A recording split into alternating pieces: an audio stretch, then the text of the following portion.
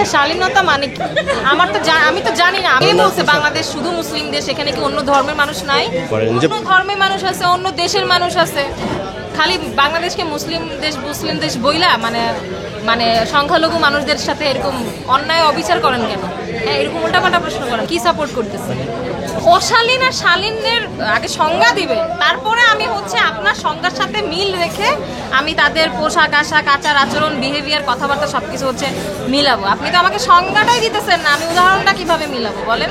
আমার কাছে ফিল হয় যে আমি শালীন, বাট এমন আরো অনেক নারীরা আছে যারা আরো অনেক কঠিন পর্দা করে, তাদের কাছে মনে হয় যে আমি শালীনভাবে চলি না।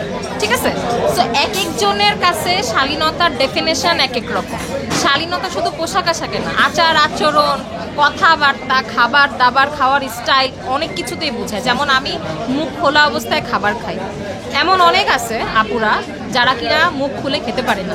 হ্যাঁ, মানে মুখের উপরে পর্দা থাকে, ওই অবস্থায় খায়। তো তার কাছে আমি তো অনেক কিছু, যে আল্লাহ আমি এত খোলামেলাভাবে করতেছি।